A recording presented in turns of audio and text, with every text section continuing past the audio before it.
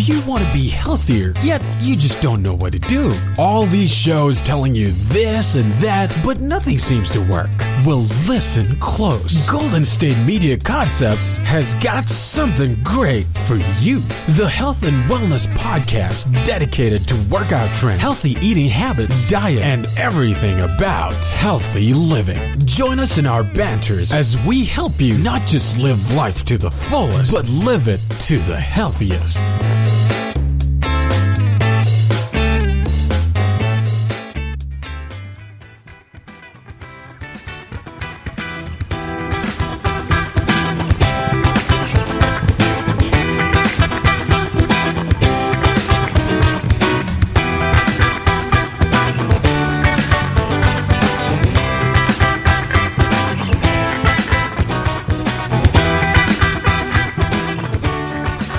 Thank you for tuning in to the GSMC Health and Wellness Podcast, brought to you by the GSMC Podcast Network.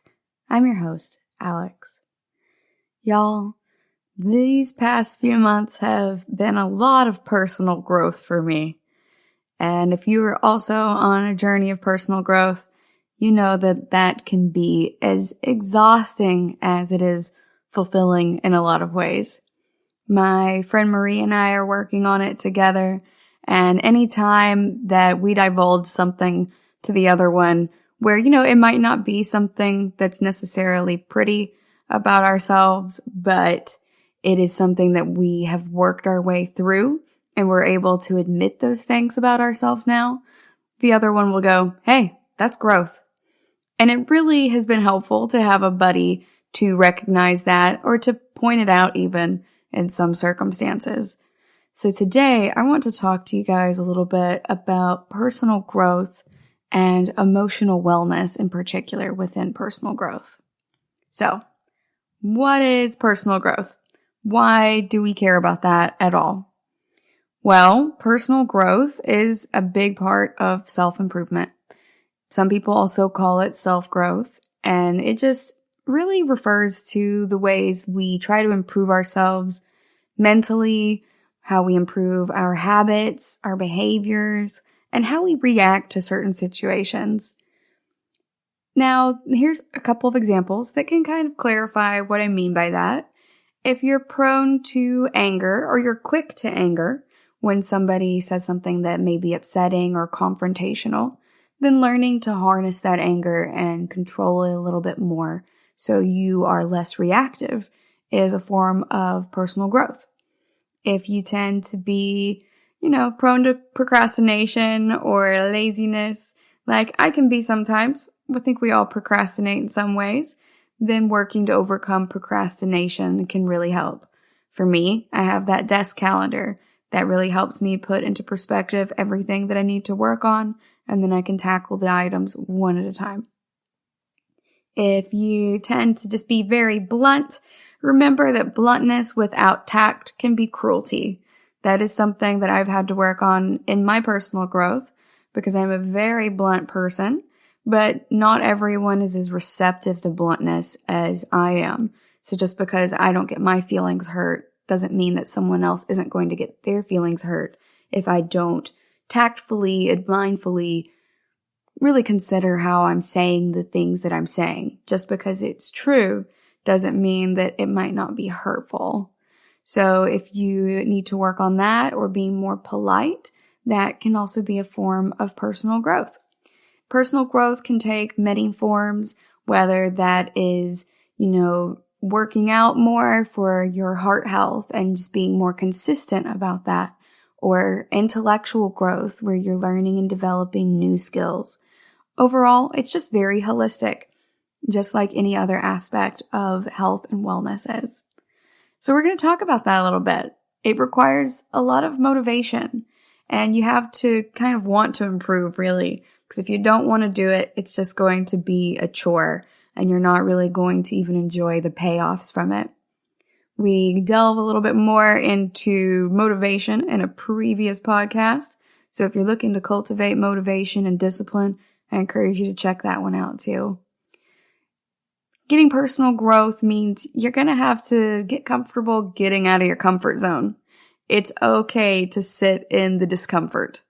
We don't want to do anything crazy. We're not, going out there and committing crimes or anything, but you do need to be a little bit uncomfortable in order to grow.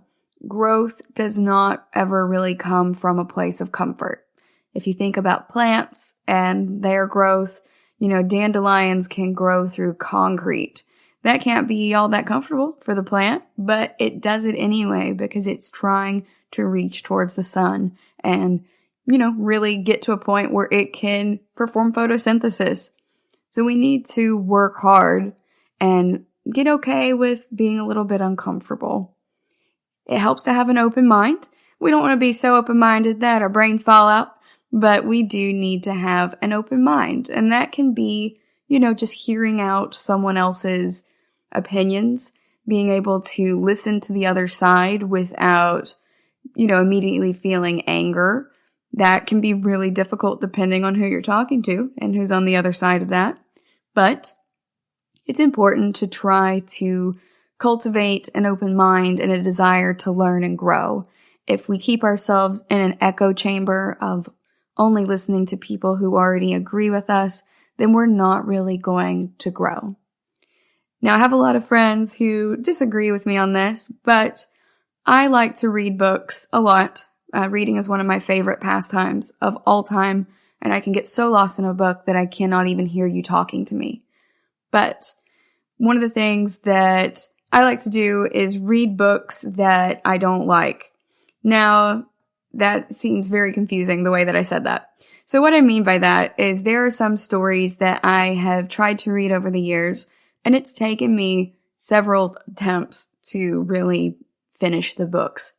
So sometimes I will put it down and I'll come back to it 2 weeks later or a month later or even years later.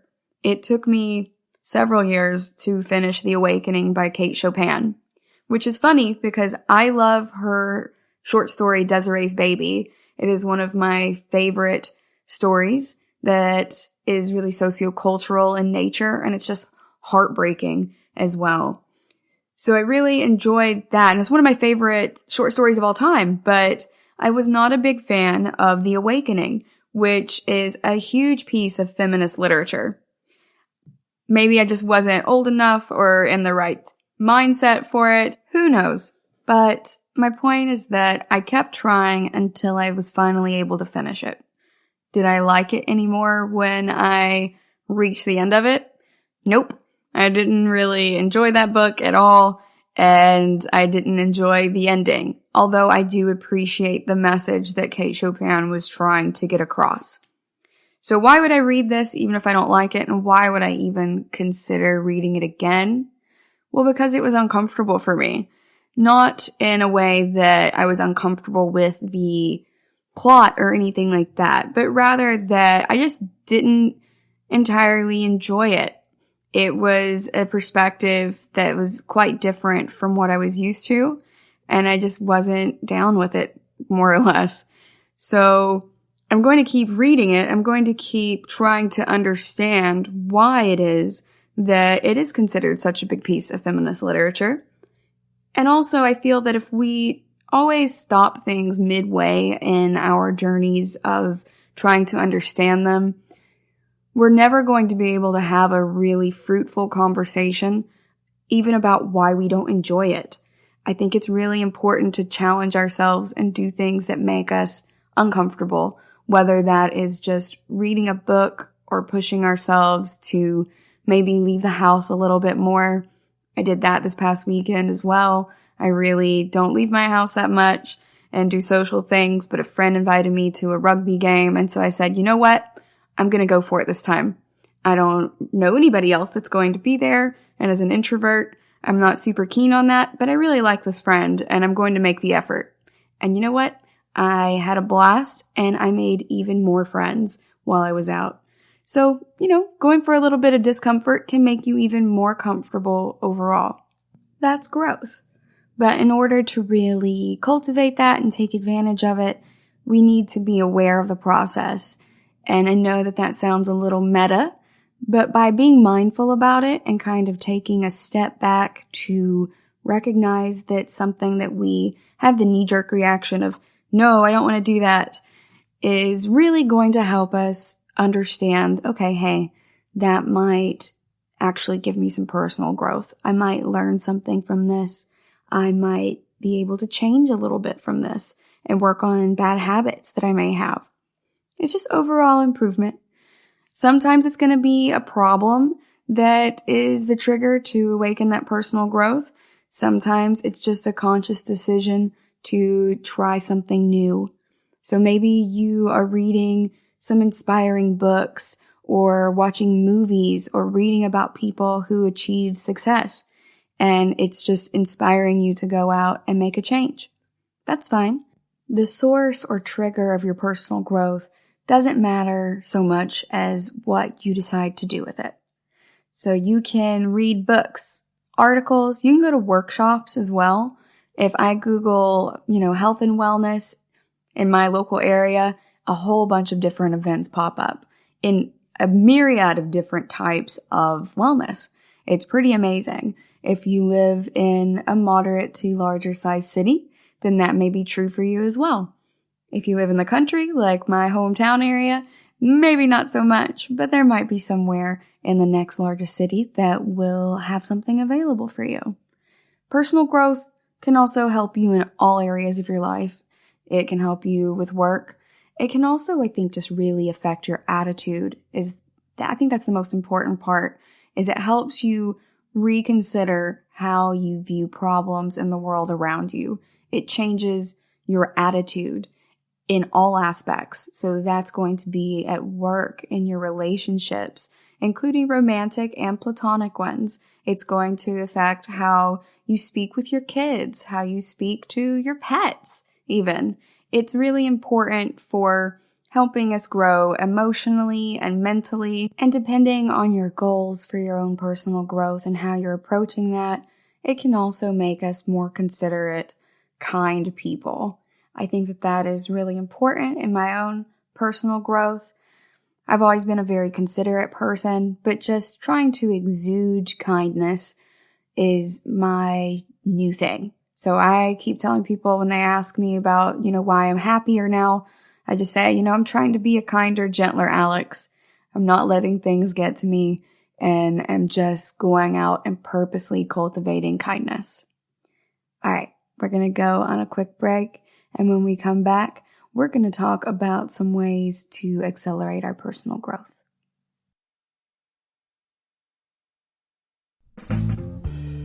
Are you looking to learn more about the latest trends from the fitness world? Are you confused by all of the different trends that are out there? The GSMC Fitness Podcast is the place for you. The GSMC Fitness Podcast is the place to come for people of all skill and interest levels. Join us as we explore the latest trends in the fitness world. Does that new exercise really work? Should I try yoga? Whatever your question, chances are good you'll find an answer on the GSMC Fitness Podcast.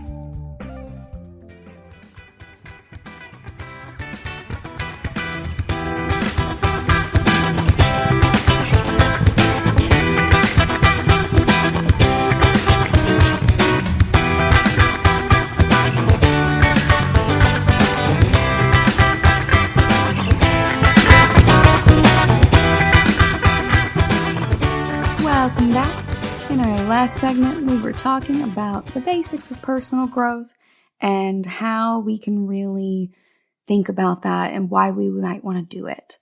Now we're going to talk about some ways to help us in our personal growth journey.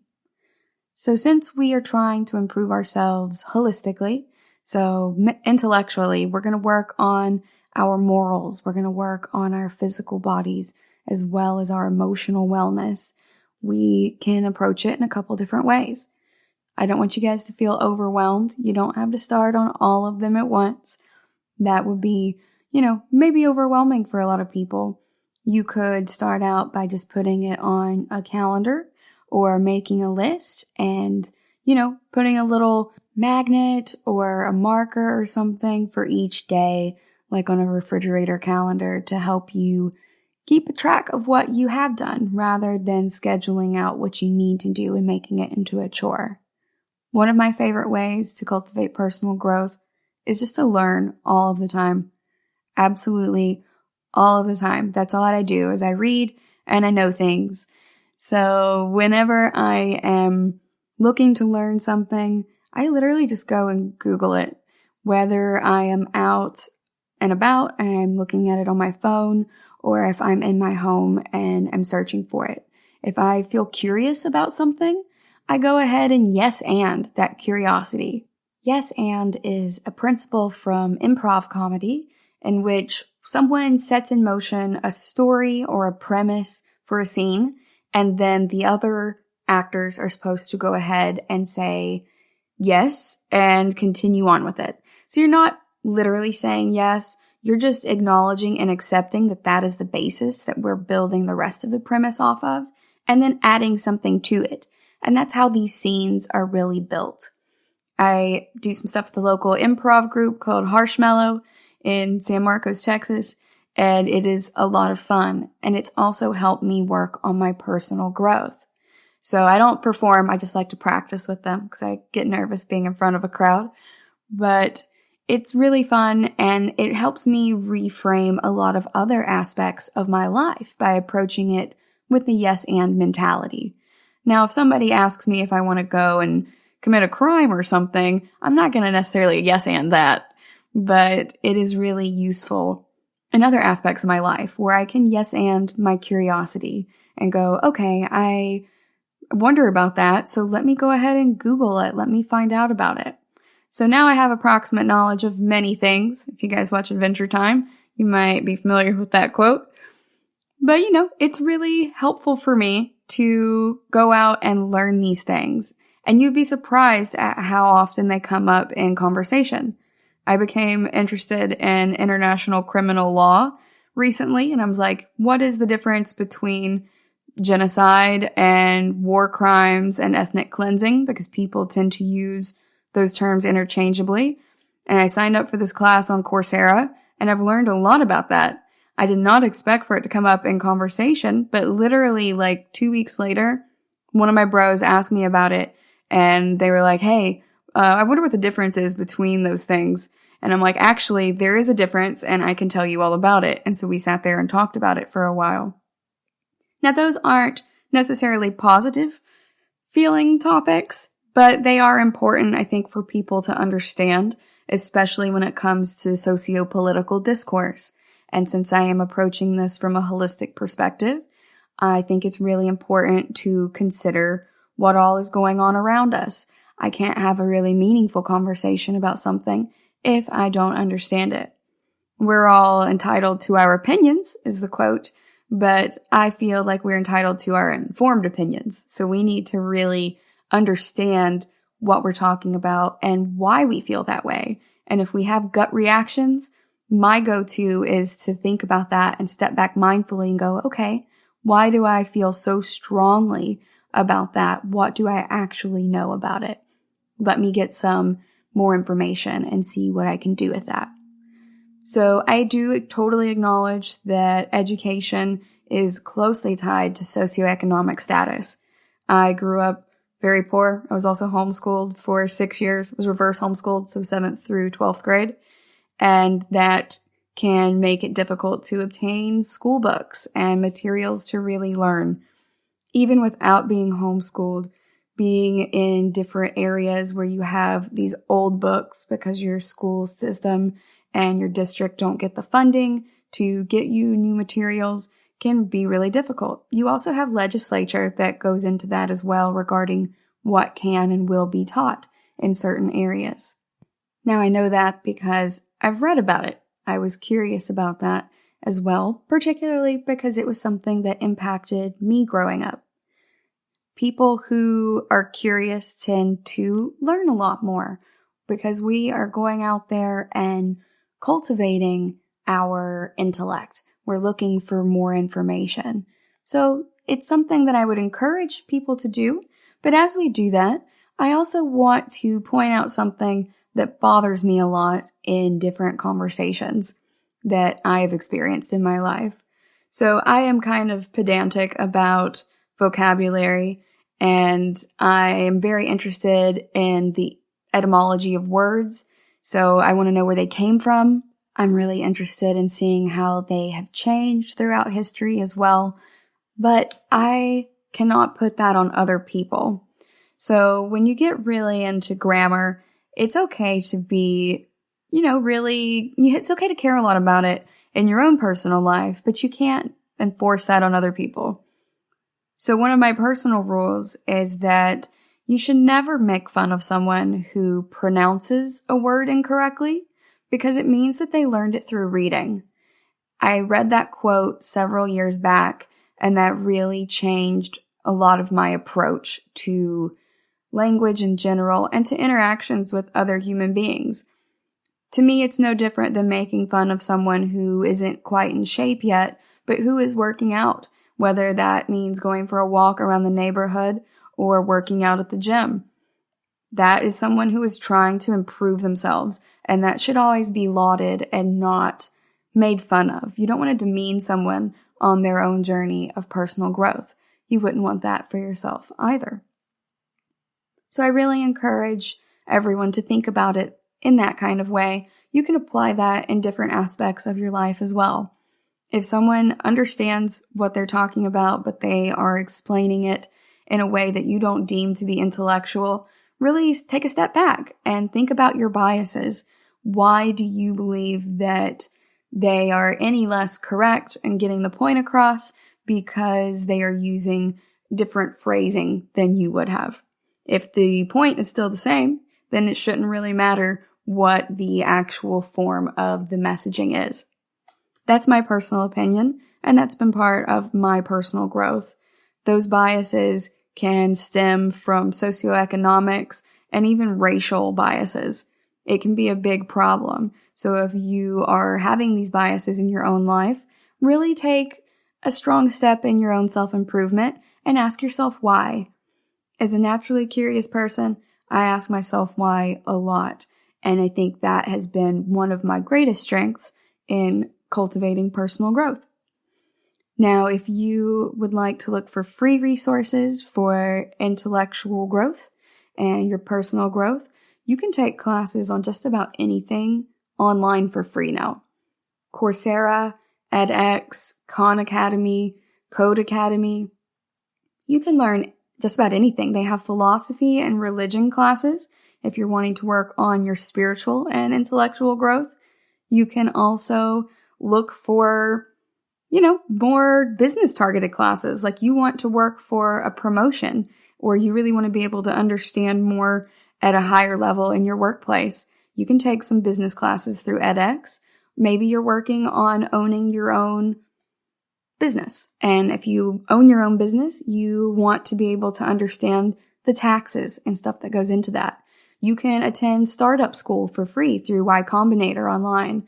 You can also take a finance class. Start taking some free accounting classes online. It's really easy and it's at your fingertips. We just have to reach out and grasp that information. So I really encourage you guys to check that out. You can also attend educational programs that are usually offered for free through your library. A lot of stuff is offered for free through extension centers, particularly the 4-H office. So that tends to be in your courthouse or around about there. You can usually look it up because it is a civil group. You can check out your Chamber of Commerce or your community centers. Even a lot of museums have some really fun events. I went to the Seattle Museum of Pop Culture a few years back, and we did an after hours thing where they had snacks and drinks, and it was only for adults, and you got to wander around there after hours, and it was such a blast for us. We not only learned a lot, but we also cultivated our social wellness at the same time by hanging out with each other. And, it was a lot of fun. We did silly things like that you do as a kid. Like you make crafts. Like we made some masquerade masks because it was labyrinth themed. It was just a lot of fun. And I encourage you guys to go and check those out. There's all kinds of information at our fingertips. Some of it is just a brief walk away as well. Another great way to work on your personal growth is by volunteering your time. Now, we want to volunteer because it's good But if you have studied biology, then you may, like me, feel that there might not actually be a true biological altruism, or true non-biological altruism, rather. So biological altruism, you're going to go ahead and try to protect your children or your family members because they share DNA with you. So even if you die in the process of pushing someone who is a family member out of the way of a car, your genes are still being passed on into the future. And therefore, it is still reproductively fit for you to make that choice because you have protected your genes in another person. There may not be another form of true altruism because if you are performing altruistic acts like volunteering, but you are doing it for the clout and trying to get people's attention for it, you're trying to impress somebody with it, or you're just doing it for a resume line item, that's not true altruism. There are all these rules for it.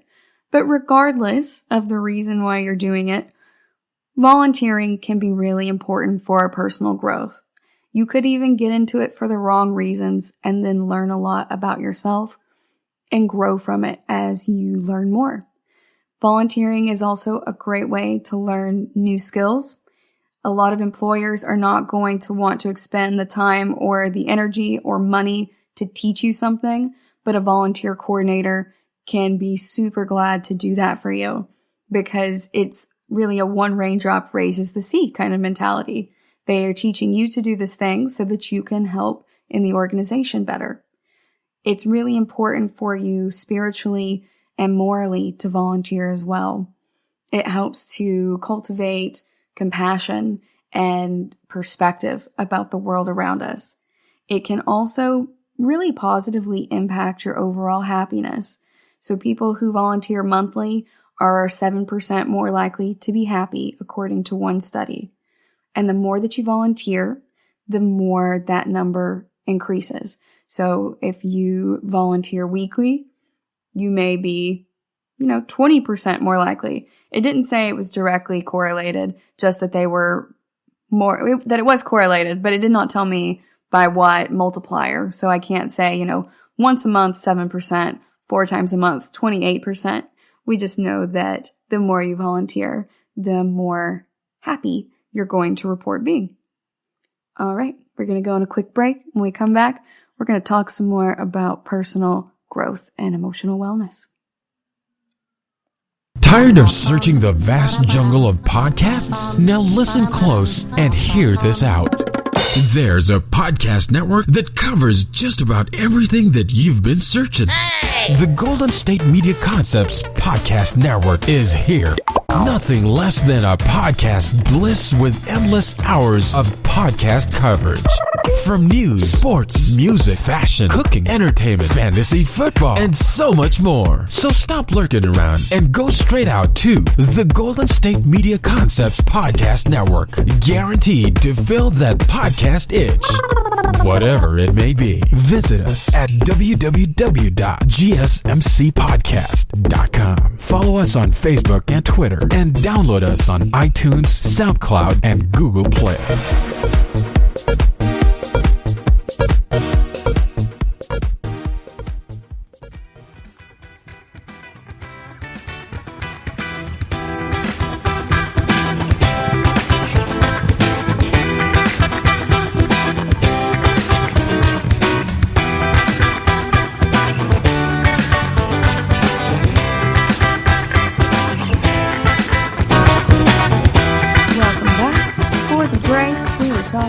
Personal growth and how to cultivate that by learning more and by volunteering. Now we're going to continue talking about that in another aspect. So just like how volunteering can help expand your perspective and cultivate compassion and more of a worldview, so can traveling. When you travel, it really opens your eyes to what's going on. It's one thing to watch the news and hear something is happening, and it's another thing to go there and see what's actually happening. It's very important, I think, to get firsthand accounts of what's going on and to make up your mind yourself. That's why I try to just present you guys with a lot of information and then let you make your own decisions as to what to do with it. It's really hard to grow if you are not out of your comfort zone as well. So if you are surrounded by the same people doing the same things all the time, or you're in the same belief sets and same traditions, it can be really difficult to cultivate that personal growth and see another mindset if all that is around you is the exact same and it's very homogenous. How are you going to grow from that? So sometimes we have to seek that out ourselves in order to challenge ourselves. Traveling is a great way to do that. I used to go to conferences twice a year, and the cool thing about them was that each of those conferences changed locations each year. And it took like 7 years or more for them to circle back around to the other locations. So in my travels with those conferences, I've been to New Orleans a couple of times, Seattle a couple of times. Let's see, once it was in Austin, so I didn't have far to travel for that one. That was great because I didn't have to buy a plane ticket or, book a hotel or anything. I've also been to DC and Baltimore and Atlanta for these conferences, Orlando. It can be really fun to do these. Sometimes they were in Canada or California, I believe was this year. And you learn a lot because you're there to learn. And sometimes I was there to present and teach others as well as learn myself. But also just getting out and about and exploring was helpful. That's why I went to the Seattle Mopop Museum.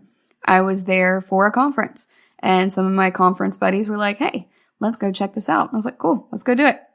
Let's go wander around the city and just see what kind of culture the city has to offer. It's really easy to convince other anthropologists to do that, by the way, but I digress. Traveling in general just really helps us broaden our experiences. You can travel abroad if you're able to, but you can also learn a lot by just traveling to new states and cities or even neighborhoods in your local area. I live in San Antonio, and there are a lot of differences between different parts of the city.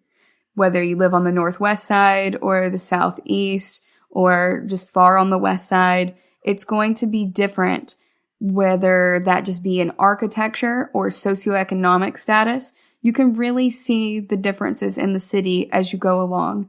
That can also help you pick out what you want to focus your volunteer efforts on by being more aware of what your city looks like, what your neighborhoods look like, what needs help. Getting out there and talking to different people and seeing with your own eyes can really positively impact your health and creativity and happiness.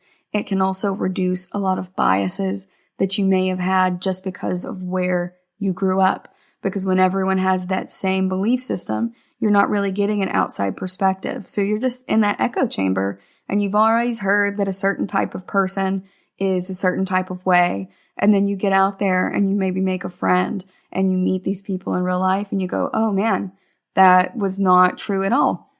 I grew up thinking that, and that was not what it factually is. Somebody lied to me. And it's not that they necessarily lied. They might really believe it, but you can hold a belief very sincerely and deeply and still be factually incorrect about it.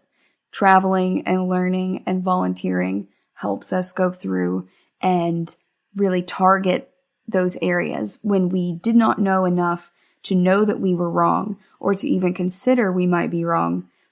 Traveling and seeking out new knowledge and experiences can really help illuminate areas we didn't even know we needed to turn the light on for.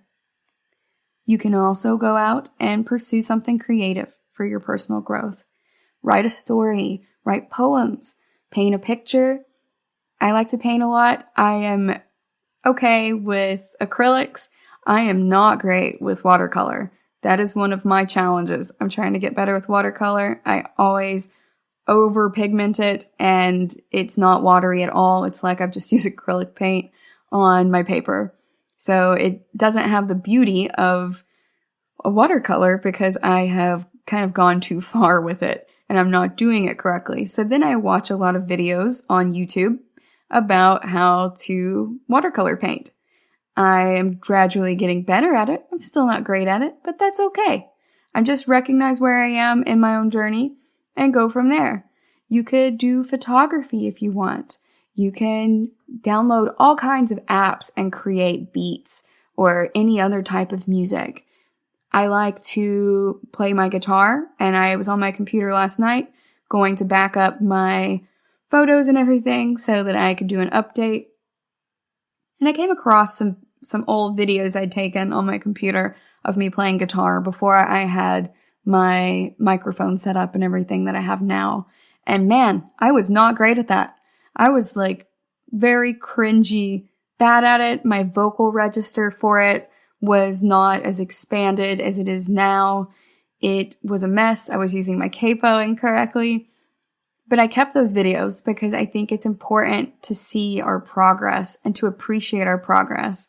It's like when you're working out and it's difficult to see the changes in your body each day when you are also dieting as well, because you see yourself every day. If you see yourself every day, it's hard to keep track of, weight loss or weight gain because you don't necessarily look that different because of the frequency in which you see yourself. Whereas if you haven't seen family members or friends for a while and you go see them for a holiday or you go see them, after a couple months, they'll be like, oh man, you've really been working out. And you're like, oh, really? Thanks. Like I have been. Thank you for noticing. And it's just easier for them to notice because they have not seen us as frequently. So it's important to accept where we are in our personal growth, but it's also important to appreciate our progress. So you can do both. If you would like to do before and afters like that, you can do that with paintings, with your poems, with anything. Some of my friends do that with their academic writing.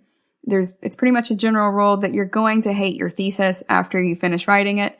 At the time, you're like, this is the best I could do, and I feel okay about turning it in, and then you feel great about it after it gets accepted and approved by your thesis committee. But then later on, when you've done more research, you go back and look at your thesis and you're like, oh man, my writing style or these errors, etc. And it doesn't matter at that point. It was good enough that your professors thought that you could go ahead and proceed. You did good research.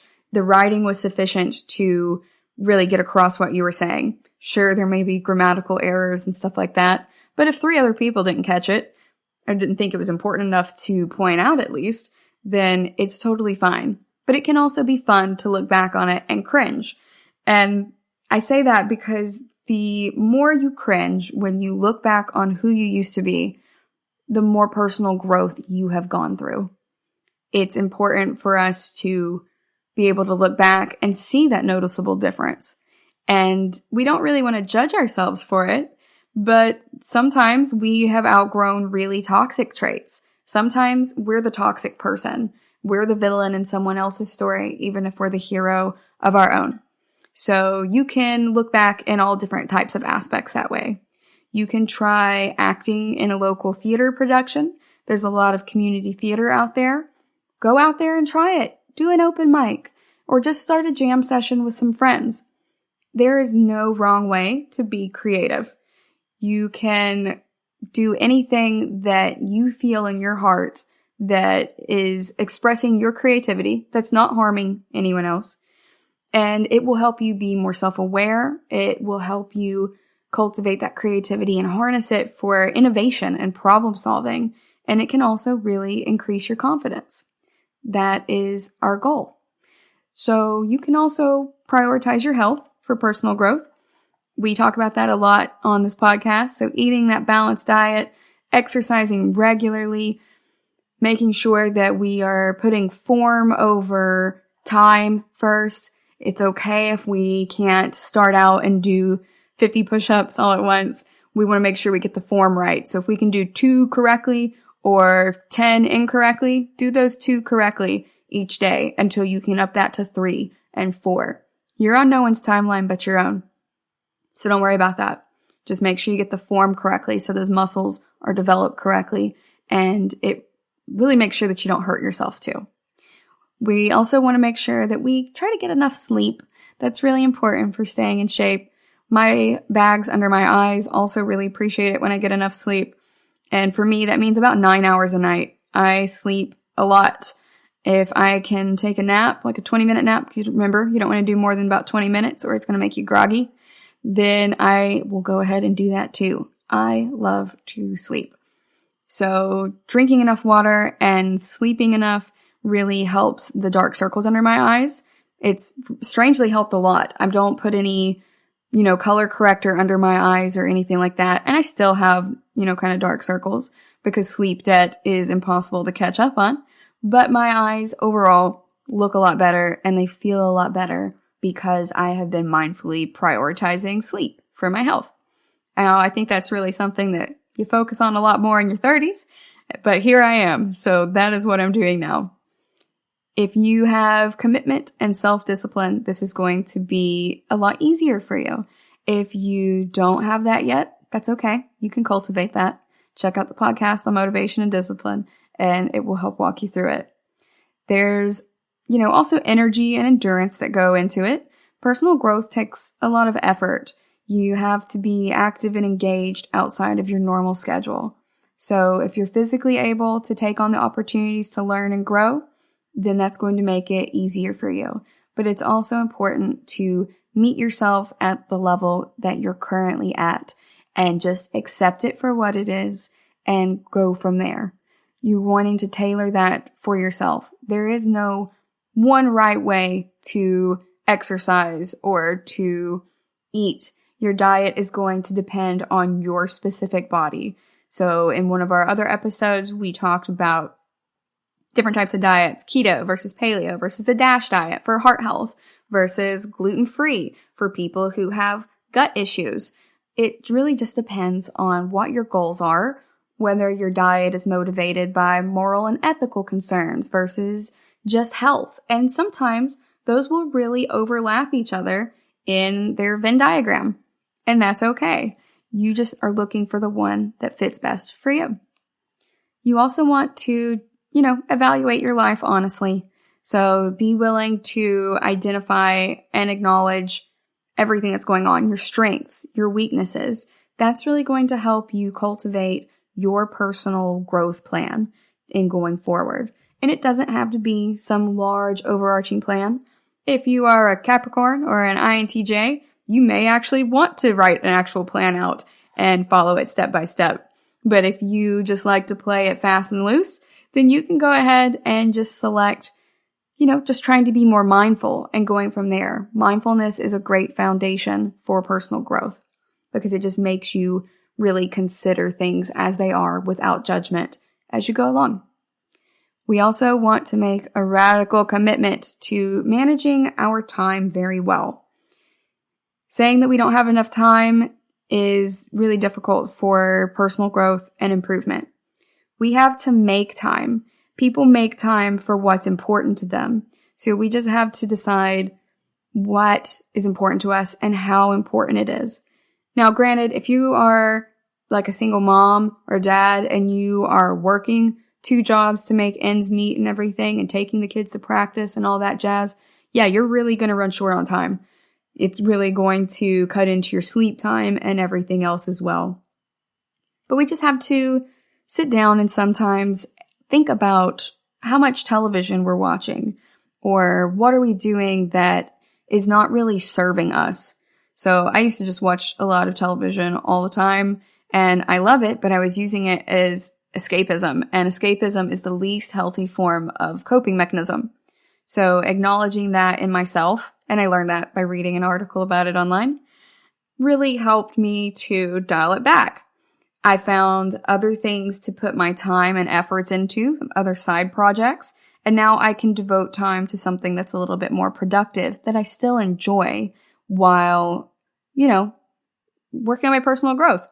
So I can lay in the floor and use my bike machine or sit in a chair and use my bike machine while I'm watching television if I'm going to do that. So at least I'm still getting exercise.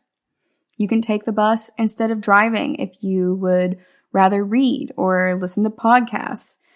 Although I guess you could listen to podcasts in the car as well. It's neither here nor there. You can try to be more mindful about the time you aimlessly surf the internet.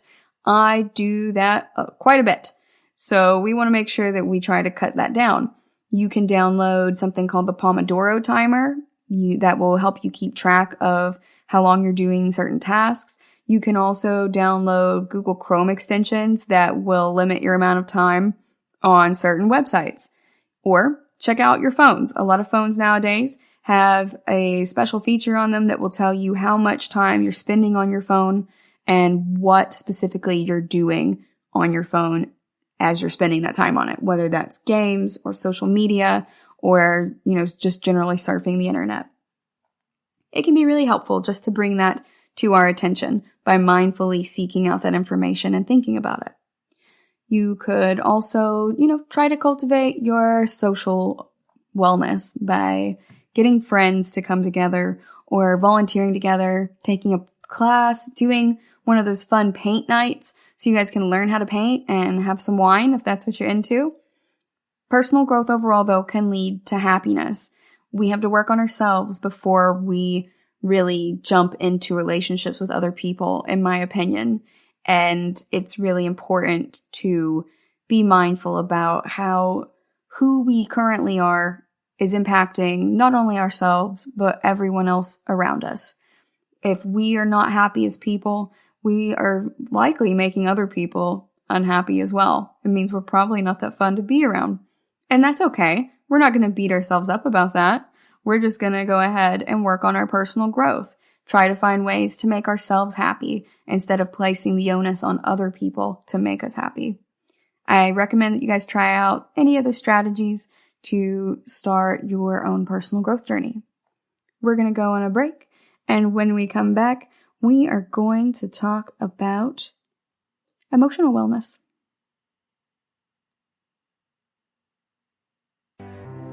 The GSMC Life and Happiness podcast takes you on a journey of exploration. We'll discuss tried and true methods alongside the latest trends of how to best live your life to its fullest and happiest. From psychology to meditation, science to self-help books, the GSMC Life and Happiness podcast will help you to discover what makes you happy and how you can live life being the best you possible. Download the GSMC Life and Happiness podcast on iTunes, Stitcher, SoundCloud, Google Play, or anywhere you find podcasts. Just type GSMC in the search bar.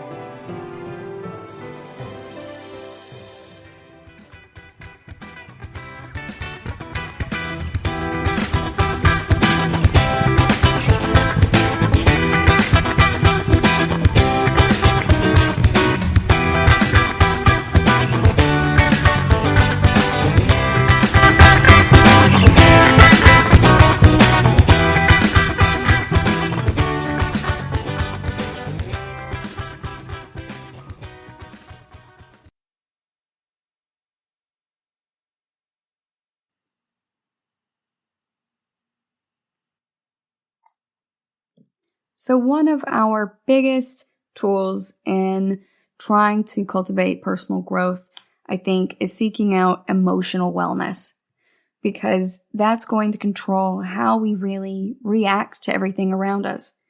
We can't always control what happens to us, but we can try to control our reactions to it. We're also stuck with ourselves for the entirety of our time here. We are our own biggest critics, and we can also be our own biggest cheerleaders. So having a really healthy form of emotional wellness can be super helpful for our day-to-day lives, in addition to the long-term plan about who we want to be. Being aware of human emotions and understanding why we act the way we do when we feel or think a certain way can be super helpful in our personal growth and just for overall happiness. So I want you guys to really think about it as being something that is a spectrum that we're working on. You don't have to either have it or don't have it. It's not an all or nothing type of thing. It's really just a perpetual journey, and that's okay. It's like the Appalachian Trail. You can't do that in one day, no matter who you are. That's going to take you a couple months to get there. It's quite long, and you might be coming into the trail at any different point. There are several different places where you can intercept the trail and go ahead and start there. You don't have to do the full several month long journey, but you can if you want, and you can take your time. There is no timeline for how long it has to take you to complete the Appalachian Trail. It could take you a couple of months, or you could really just spend a couple days camping at each site you want to be at and really experiencing nature and take you several months. That's fine. Emotional wellness is just like that. We're all starting at different points, and we are all taking our own time for it. We are taking this at our own pace. So no beating ourselves up about it. No judging other people for it. It's something that we are all working on. Developing high emotional awareness can be really difficult. So I am more prone to thinking than feeling, and it's taking a bit more for me to work on my emotional awareness in my wellness journey. I used to say things like, it's not mean if it's true, because for me, being blunt and honest was the most important component because I was just thinking it through logically. But it can negatively impact people, honesty and forthrightness, if you aren't considering how they might feel. Did it take me longer to get to that conclusion than perhaps a lot of other people? Yes. But again, we're all on our own journey for it, and it's important to just recognize it as it is and not beat ourselves up about it. So we want to make sure that we move around on the spectrum. We're never stuck in any certain place. Personal growth is personal, and that means it is fully in our control. That's the good news about it. We can do that ourselves. Your emotional wellness, your emotions, are also yours. Granted, there are different types of disorders that give us trouble with emotional regulation, but part of emotional wellness can be also addressing mental health concerns. Keep that in mind. There are many different holistic ways to approach this, and it might not all be sunshine and rainbows, but it is important to learn about it as we go along. You guys may notice that I don't ever really force you guys or try to talk you guys into being positive all the time. I think it's important to be able to sit in grief and feelings of discomfort and being upset in general, because you have to accept those emotions as well. We can't just label them as negative emotions and avoid them all the time, or they get kicked into our shadow, like we talked about in our shadow and ego episode.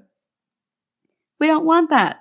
We want to be able to really balance ourselves, and sometimes things are sad, and it's important to be able to feel that sadness, and it's important to let others feel their own sadness. Otherwise, we are just delving straight into toxic positivity. There is a way to be too positive. Too much of anything is not a good thing, and even positivity is one of those.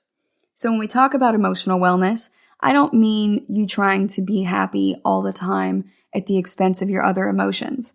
I mean, we're working to really evaluate our emotions and to feel them and recognize them for what they are, but perhaps to reduce the magnitude of our negative emotions or the knee-jerk reaction of how quickly we jump to anger when we're upset with somebody or we're upset with a situation.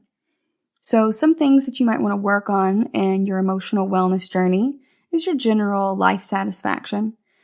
A lot of that is being able to see the big picture.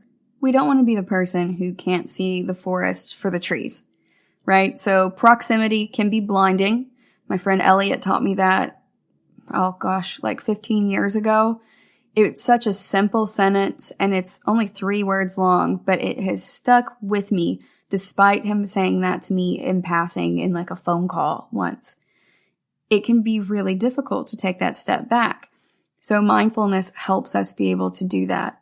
We want to make sure that we don't blow bad experiences out of proportion, that we're not just wallowing in these negative emotions. It's okay to sit with them and to feel them, but we don't want to wallow. One bad day does not mean that your life is trash. It just means that you had a bad day. A single argument does not mean that your friendship or your romantic relationship is over. I've had a couple of fights with my really good friends, and we disagree on a lot of things, but we know at the end of the day that is not enough to throw away everything that we have. You can have platonic fights with your friends or fights with your platonic friends, just like you can have arguments with your partner. One of the ways I work on my emotional wellness in relationships is I have a very strong rule that there is no yelling. There is no raising of the voice when we're arguing. In the 8 years my ex and I were together, I can count on one hand the number of times either of us raised our voice. We did not really fight that much, especially in the later years. We were really passionate when we were young and we would argue a lot, but it was because we had different viewpoints about where things would be. And as we grew older, we tended to agree more on life and what was okay, what wasn't okay, what we wanted and what we didn't want. And that really helped us out a lot. But starting with really regulating your emotions is a really powerful way to do that. It can help us also break generations of violence that have passed down from family member to family member or from friend groups to friend groups. We don't want to just be who we are from, elementary school on exactly the same. Even if you were a good person, you want to make sure that you are growing as a person. Is there a way to do more good? Is there a different way that we could focus it? What are some things that we might do that are problematic? If we shut down and sulk, I think that is just as bad as, raising your voice and yelling because you are letting your emotions get the best of you. So in order to have a productive conversation, it's not really an argument per se. It's technically an argument. You guys are on different sides of it, but it's you versus the problem. It's not you versus each other. I'm sure a lot of you have seen that going around on social media, and I really love that pictogram where it just says, someone's grandma told them it's not your partner and you against each other. It's you against the problem. So you are friends with this person or you're partners with this person for a reason. You can present a united front in trying to problem solve while still approaching it in different ways. One of my best friends and I are total opposites. Marie and I are like exact opposites. Like I'm an INTJ and she's like an ESFP, and we hate everything that the other one likes. The only movies we've managed to like together have been Hellboy and Man on Fire. Those are the only things we agree on. She likes Gwyneth Paltrow's Goop. I like The X-Files. And we both hate the other things. So that's just who we are as people. But that doesn't mean that we can't find things in common. And we're weirdly living parallel lives right now, even though we are so different as people. Our upbringing and everything was different as well. But we often come to the same conclusions through different methods. Like diametrically opposed methods in some ways. You'd be very confused as to how we got from opposite sides of these dichotomies to the same middle point. But we do. And it's totally possible. It's important to put the relationship first and to take the heat out of the emotions. We also want to be active with our emotions rather than being passive. One of those goals for being emotionally well is to redirect ourselves when we're getting bogged down in a different type of emotion that is not really productive.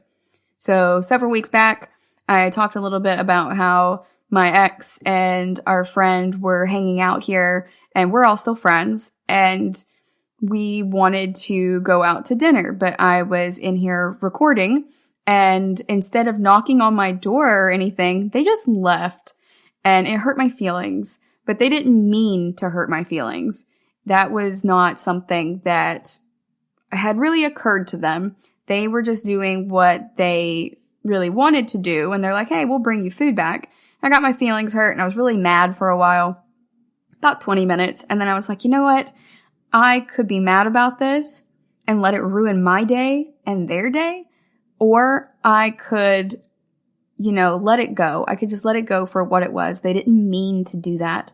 And we judge ourselves by our intentions and others by our perceptions of them. And in that case, I was like, you know what?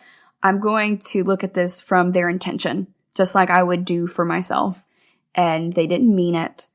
They understand now why it upset me, and we're just going to hug it out and move forward. They brought me a cheeseburger. Everything was fine at that point. So we really just need to dial it back a little bit and experience our emotion, but also redirect it. So if we're angry, focus on writing it out why we're angry instead of popping off on somebody. Go for a walk instead. Get some vitamin D. Get some fresh air rather than letting that anger just stew inside of us and making us like little balls of hate. We're not trying to go full dark side. We are not necessarily trying to go full light side. We're looking for a balance, like a gray Jedi thing, like Rey in Star Wars, where she can use both light and dark because she is comfortable with who she is. She's not suppressing her emotions, but she's also not giving in completely to hate. That's okay to be angry sometimes, but how we react to it is what's important. We're going to go on another break, and when we come back, we're going to talk some more about emotional regulation and wellness. Are you tired of the same old news? Are you sick of the seemingly endless political spin and negativity? The GSMC America Still Beautiful podcast is a weekly news podcast covering all the top positive and uplifting news stories. We cover stories that will inspire, uplift, and remind you of the good in the world. Tune into the Golden State Media Concepts America Still Beautiful podcast to get all the great and positive news stories of today. Download the GSMC America Still Beautiful podcast on iTunes, Stitcher, SoundCloud, Google Play, or anywhere you find podcasts. Just type GSMC in the search bar.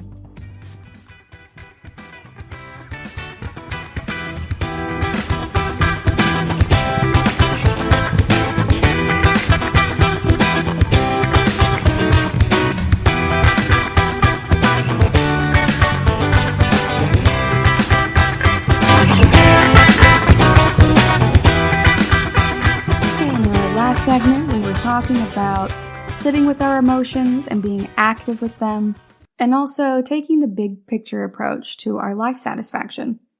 Now we're going to talk a little bit about emotional regulation and some mindfulness.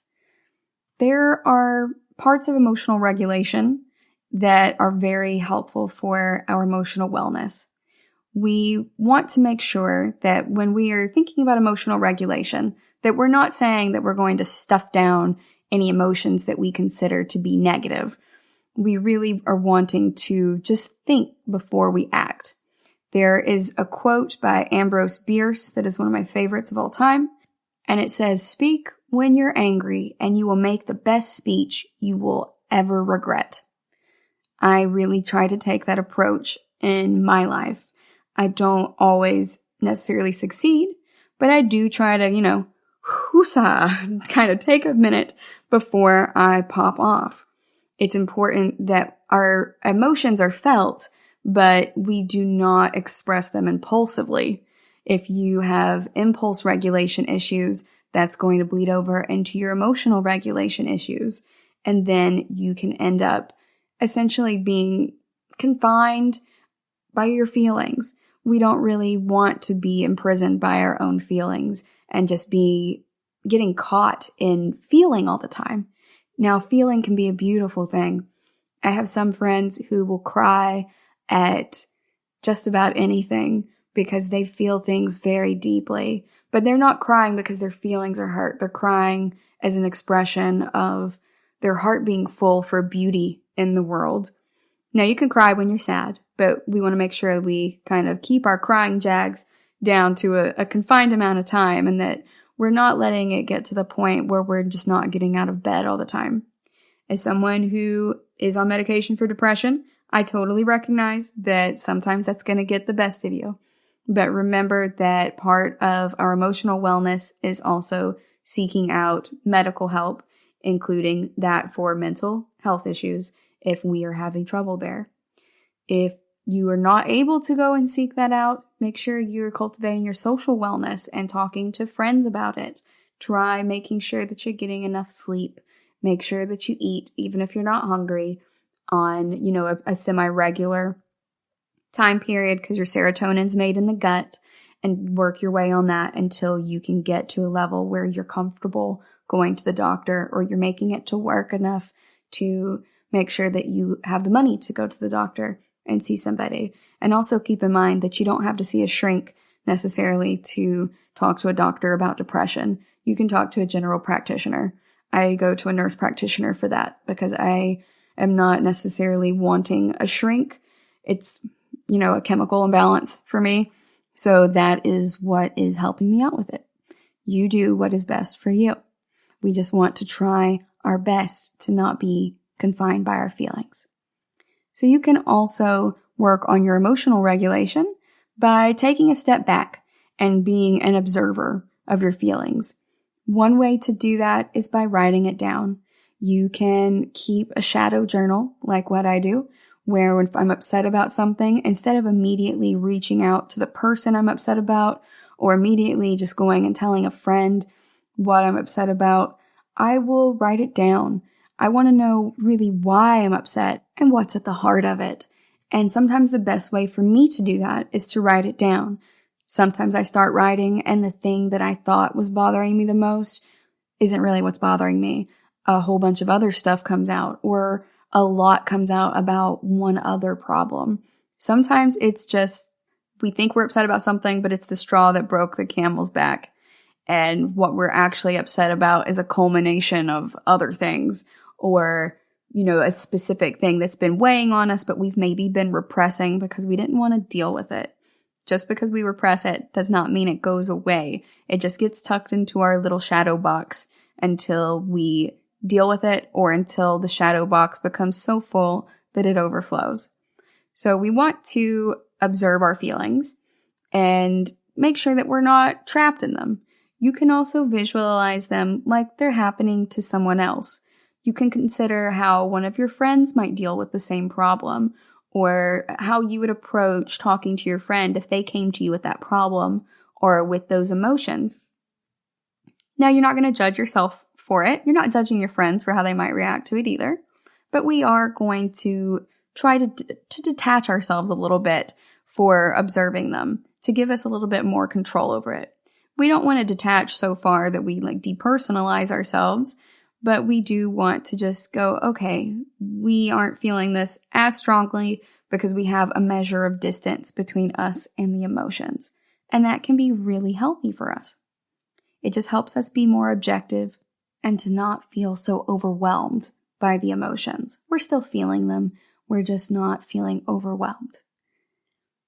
I've talked a lot before about being comfortable with discomfort, and that's a big part of our emotional wellness in addition to our personal growth.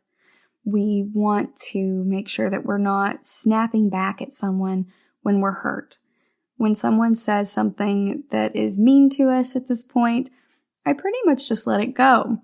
I love landing a good clap back, but at this point, I think that it's not really worth it in the long run, particularly if you're clapping back at a friend who is angry. A lot of times, people who are presenting as angry are actually people who are hurt in another way. Now, that does not give them carte blanche to go through and hurt us in return. It's not kind of them to lay their shadows onto us, but it's not entirely always their fault. It is their responsibility, but what are we going to do about it in the meantime? Our responsibility is to our own reactions. They have to be upset right now because that's what they're going through, but that doesn't mean that we have to be upset by what they're saying or how they're acting. A lot of times, it's not about us, and that's something that I keep in mind when someone is being, impulsively hurtful or angry. I'm just like, okay, yeah, you need to take a walk. I'll talk to you when you get back. You need to think about what you're saying right now and why you're actually mad. And when you can talk about it in a calm manner, then we'll discuss it. Now, some people might refer to that as tone policing. I would not do that to a stranger or anything like that. If you're mad and you have righteous anger, absolutely feel that righteous anger. I'm talking more about when people are just saying things to be hurtful because they know that it will hurt you. Like when people are digging at you. So it's not tone policing in that manner. It is just you going, hey, I have a boundary, and that boundary is, I will be here to discuss this with you, but I'm not comfortable doing that when you are just insulting me. But it's also important for you to step back and realize the difference between an insult and a fact. If someone is saying, when you do this, I feel this way, that's fine. That's how they feel. And you cannot invalidate their feelings for that either. It's important for them to be comfortable with their discomfort as well as you being comfortable with your discomfort, and also for each other's discomfort. We have to kind of put kindness above all else, I think. When we pause and take a few deep breaths, or, do the woosah before we proceed with what we have to say, then we can detach ourselves and let those uncomfortable feelings exist without an immediate reaction. That is a much healthier way to do it. You can definitely still be upset, but it's how you express it that matters. You can be angry without being demeaning or degrading towards someone. We want to make sure that we aren't just lashing out. That's not healthy, and it's really hurtful, not just for others, but also to ourselves, because whenever we react really swiftly with anger, that trains our brain to have that same pathway in the future. You're going to increase the likelihood and frequency of how quickly you get to anger and how much you anger and how long you stay angry. So it really does feedback into our own personal emotional wellness when we are lashing out at other people. So if you're not doing it to be kind to others, do it for you. You also need to be able to make peace with what you can't control. That is one of my guiding principles for not clapping back at hateful people. I can't control whatever they're hurt or mad about necessarily, but I can control what's in my control. A lot of times I just go, hey, this isn't about me. That's not me saying that to them. That's me saying that to myself. This is not about me. This emotion I'm experiencing is my own, but it's not about me why they're mad. That is something that they're dealing with and they're just lashing out, or they're being snappy. I get snappy sometimes when I am in a hurry or I'm concentrating, and I'm working on that for myself as well. So we need to accept the things that we can't control or change. A lot of our negative emotions really affect our mental health and well-being, and it gives us a lot of struggles related to trying to change things that we can't, things we wish we could change, but we can't. If you ascribe to Judeo-Christianity, there is a passage that has always stuck with me that says that if you cannot change the clock back by an hour through worrying, then you should not worry. In other words, if there is nothing that you can do about the situation by sitting in that emotion or using that action, then don't do it. It's fruitless at that point, and it's just going to be upsetting. You will be left with nothing but the emotion that you will be sitting in and stewing in, rather than making a stride forward in working through the emotion. We want to work through them and not stew in them. This will drastically increase your emotional wellness by freeing you in some ways. If we focus on the things we can control, our thoughts, our feelings, our reactions, our actions and behaviors and habits, and shift our focus away from the things that we can't change, then it's really going to help us out. It's not going to magically make those changes we want, but you can't make someone love you, just like how the genie says he can't do that in Aladdin. You can't make someone love you. You can't make someone forgive you for something. You can't make somebody change any of their behaviors or patterns. All that you can do is take into your control how you react to that and what you do next in those relationships. So all of these goals for emotional wellness really help us to create a life that we love and live fully and enjoy the good as it comes, and handling the bad and hurtful components gracefully.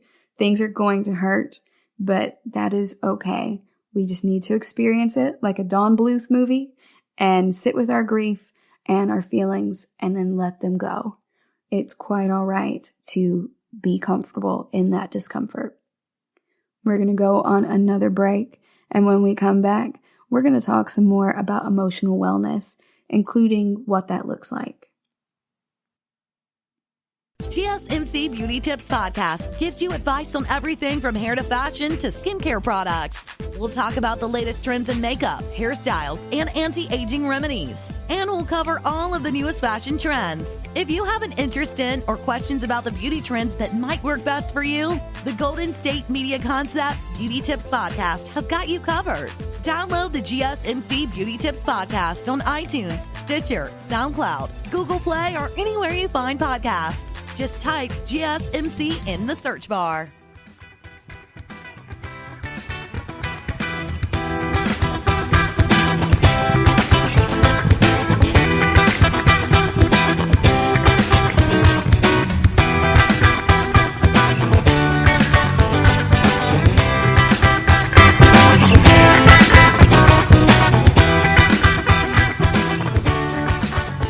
Welcome back. Before the break, we were talking about emotional wellness and some ways to make steps towards it. Now, I want to talk to you guys a little bit about what emotional wellness and personal growth look like when you've achieved it. So how do we know if we have been successful, or if we are being successful rather, on this spectrum or journey towards emotional wellness and personal growth? So, what does emotional wellness look like when we are achieving it? It can take a lot of different forms. Think about who you are as a person. Do you like who you are at this point? If you are emotionally healthy, you might feel pretty good about who you are.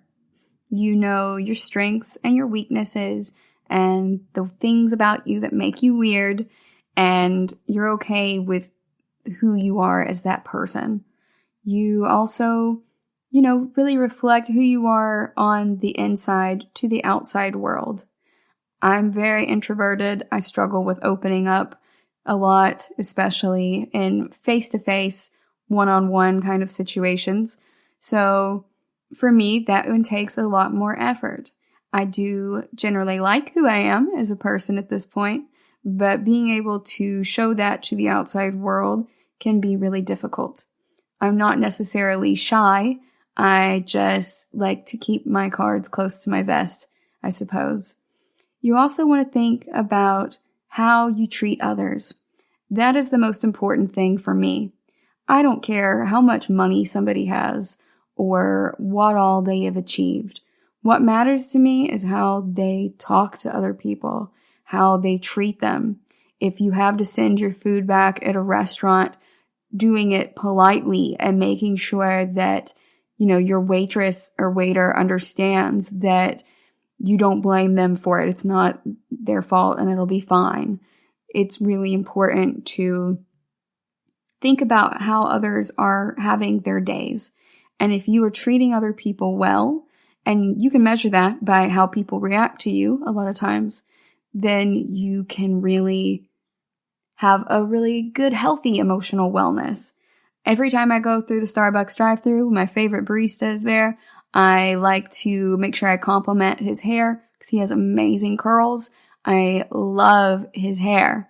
And it's important to let other people know stuff like that. I'm not coming on to him or anything, and he doesn't take it that way. He just really appreciates that I like his hair. And I like when people compliment me on things as well.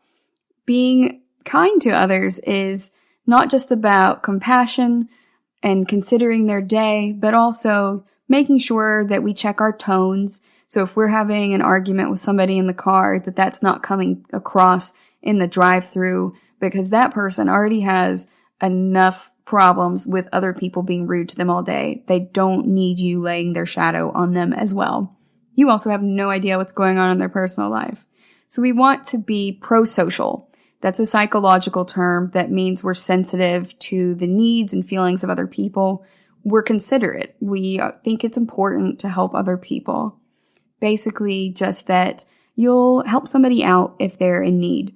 It could be something as small as finding somebody's credit card or their ID while you're out on the square and returning it to a local officer who is standing nearby, or to, a bar if you happen to find it right outside of a bar or inside of a bar.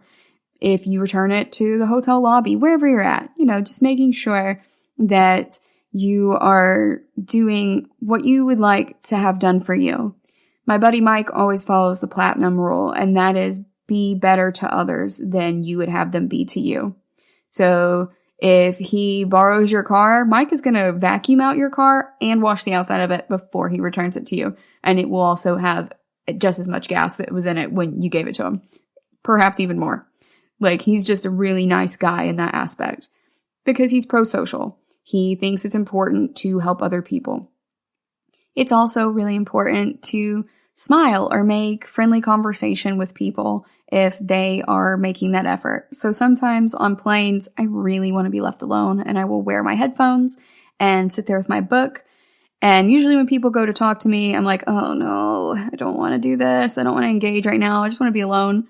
But it can be really helpful to you as a person to be a little bit comfortable in that discomfort and going, okay, this isn't necessarily what I would love to do right now, but I am going to be polite about that. Now, if they're being gross, you don't have to entertain that. I'm especially talking to the ladies right now. If they are being gross or like uncomfortably weird and you just feel it in your gut that something is off, you don't have to be polite to these people. Flag down a flight attendant. Let them know. It is not your responsibility to be polite or to entertain people who are being gross or, overly sexual when you don't know them and it's definitely unwanted. You don't have to be nice to people who are harassing you. Although I do understand if that is your instinct to be nice as a self-preservation tactic. But I'm just letting you know, I'm not telling you to entertain these people. However, for me, I think it is helpful for me to sit there and talk to some of these people who try to spark up conversations with me. I've met a lot of really cool people on planes, including people that I didn't think I initially wanted to talk to. It was a surprise to me. They're like, oh, what are you reading? Or, where do you go to school? And I'm like, I'm not a student. I'm just reading because I enjoy reading. And I have a young face, so people always think I'm in school. Probably doesn't help when I'm carrying around a backpack, but I digress. People tend to go ahead and talk to me. So I try to be friendly about it, even if that is me friendly setting my boundaries. If I'm like, I'm reading Brave New World is what I'm reading right now. I love rereading that book over and over again. It's one of my all-time favorites. And if they want to keep talking to me, I will answer their question and then just casually divert it and go, yep, I need to finish this book before we touch down. So I'm going to go ahead and read that. But thank you for talking to me about it for a little bit, or thank you for your interest. And then I will pointedly open up my book and continue reading it. That is what works best for me. You do what works best for you. It's about how we are treating these people who approach us with kindness or friendliness. We can also gauge some of our emotional wellness and personal growth by our flexibility. Not our physical flexibility, although that is very helpful in doing yoga for your joints and such, but really with compromising. Are you able to stand up for yourself when you need to? But also, are you able to let other people have the last word? I don't really care about who gets the last word. I have said my piece. I don't need to say more. What do I win? What kind of trophy do I get for having the last word? I don't. If I got a trophy, then maybe I would have a little bit more impetus for that. But you don't get a trophy for it. So it's okay to let other people have the last word. If that's important to them, whatever, they can have it. It's important to be able to have tough conversations and set boundaries, but also know when to let things go. Like when my friends left and they went to go get dinner without me when we were supposed to go get dinner together, and then I was upset about it. I calmly let them know what upset me about it and why I was upset, but I also let it go because they did not mean to hurt me, and there was no point in staying mad past that conversation. That's also why I am a super chill ex. Once things are over, we've already talked them out and everything, so there's no point in me continuing to be angry about any slights that have been committed against me. There's just no point at that point in time. So I choose to let it go. I pull a full Elsa and I just let it go. So it helps me to approach life and my relationships with a real sense of openness. For me, honesty is not just about telling the truth. It is about being candid with it and being forthright. So being open about it and, letting people know ahead of time, like, hey, I'm not really comfortable with how this relationship is going and these certain things, A, B, and C. So I am more comfortable doing this. I'm going to set my boundaries for that. And then you can meet me halfway or you cannot. And either way, I have set my boundaries. And that's just where you have to let it go sometimes. You have to be flexible, but you also have to set your boundaries with people and let them decide what to do about it. Sometimes when you set your boundaries, you are not going to get what you want. They're not going to meet you halfway, but that's okay. It's not about whether they meet you halfway, but about how you react to their choice. Flexibility is really important in current psychological treatments because it helps you make decisions based on your personal values and to make choices that are going to be good for your general lifespan, for your general life happiness. You can also gauge your emotional wellness and your personal growth by how you feel about your loved ones. Are you able to show gratitude to the people and things in your life? Not just feeling the gratitude, but also expressing it. It's not a weakness to tell someone that you love them or that you appreciate them. Nowadays, I like to reach out to my friends periodically if I haven't heard from them and just go, hey, I'm sorry I've been so busy lately, or thank you for being patient with me and being so busy lately. I just wanted to say I love you and I miss you. I like to reframe it as gratitude and saying thank you for it rather than apologizing for it. Because usually when you apologize for something like that anyway, your friends are like, oh, don't worry about it. It's not what they're there for. Whereas when you express it as gratitude, then it is a positive emotion for both of you guys instead of you feeling guilty about it. Apologies are rooted in feelings of guilt and sometimes shame, whereas expressing gratitude is rooted in thankfulness and being glad for another person. So I like to reframe it that way, and that helps me out a lot. Showing appreciation for people you care about is also really important in well-being. It lets the people who matter to you know that they're valued. I think a lot of times we wait too long to tell people how we really feel about them, and that's why we have so many people at funerals and so few at birthday gatherings and other types of gatherings. We need to tell the people that we care about how we feel about them in the moment. I think that's really important, and getting comfortable with showing that affection and love is also important. You don't have to do it with physical touch. A lot of people are not down with physical touch. One of my friends is really not into hugs, but she will give you a hand hug. I don't like the hand hugs. I think they feel weird and creepy. So I'm not down with that. My ex will give her hand hugs, but I'm just like, hey, I love you from afar. I am not going to hug you because I know you don't like that, but I'm also not going to hand hug you because I don't like that. But we can also just tell each other that we love each other, and that works for us. We share our triumphs and our losses together as well. Your emotional well-being does largely depend on a lot of social support. Remember, when I say large in social support, I mean quality, not quantity. You might only have 2 really great friends, but that is totally enough as long as they are great friends. That's what you're looking for. You're trying to cultivate these family relationships and these friendships where people have your best interest at heart and you have their best interest at heart. And you're able to have hard conversations with them even when you know that it might hurt them, but you know it's something that they need to know for their safety or their well-being. You can also measure your personal health and wellness when it comes to growth and emotions by being in touch with your emotions. Are you able to acknowledge difficult emotions without getting too overwhelmed by them? or by repressing them? Are you able to really feel like you have meaning in your life? Meaning in your life means you have a passion or a mission or just an overall larger meaning. We talked about that more in a previous episode with, how Viktor Frankl discusses man's search for meaning and how you can cultivate it in anything. So if you don't have it now, you can create it. But if you already feel that you have meaning, that's great. And that means that you are well on your way in your emotional wellness and personal growth journey.